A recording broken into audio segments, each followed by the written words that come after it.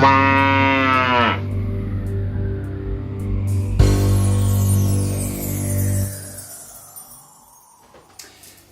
och välkomna till Svensk Mat. I programmet som vi spelar in från ett radiokök i Lund. I dagens lilla matvideo ska jag berätta om bre en knäckemacka och lägg på en skiva ost. Bre en knäckebrödssmörgås med en skiva ost. Detta är ju mer tänkt för ungdomen, så att ni äldre tittare kanske går ut och sätter på en kopp kaffe.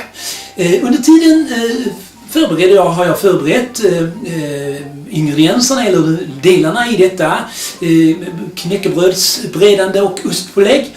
Och jag har här bakom mig vad som ingår i detta experiment. Vi kan så här se vad som vi behöver för att bre en knäckebrödssmörgås med och en skiva ost på toppen. Här har vi till vänster ett enkelt brödfett. Vi har i detta fallet använt Bregott mellansaltat lagom fint. Och där ligger en avbruten bit av knäckebröd. Och så har vi en god Emmentaler-ost till höger längst bort. Där som vi nu ska bre.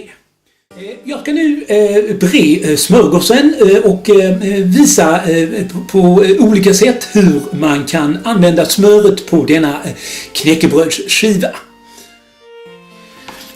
Som ni ser här så finns det ju två ytor på en knäckebrödsskiva. Här har vi den med mer perforerat, mer hålig, djupa hål, och här har vi en mer släta sida. Det är ju naturligtvis att föredra den mer släta sidan, eftersom man dels sparar in på smöret, alltså åtgången av matfett är ju inte så stort, och å andra sidan så sparar man ju på många andra sätt tid och så. Det går ju snabbare här att smita på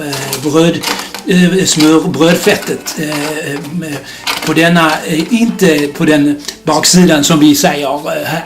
Ja, ni förstår precis vad jag menar. Här är ju viktigt att få ut smöret i kanterna så att det blir en snygg framsida så att säga. Jag har då under tiden tagit fram Emmentaler-osten som ni ser här, som jag nu ska skära ett par skivor och applicera på själva knäckebrödssmörgåsen. Här tar jag så skär som ni ser enkelt. Jag håller emot med tummen, applicerar en skiva så och tar här och jag lägger i den diagonalen så att man får en fin yta och ett snyggt mönster med ost på smörgåsen så att säga.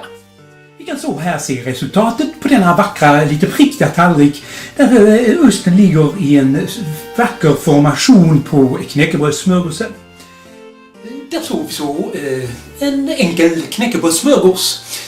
Och i vignetten efter programmet så kommer ingredienserna att rulla som i de tidigare programmen. Tack och hej från köket. Knäcket är bra men bräcket är bäst. Hej och tack!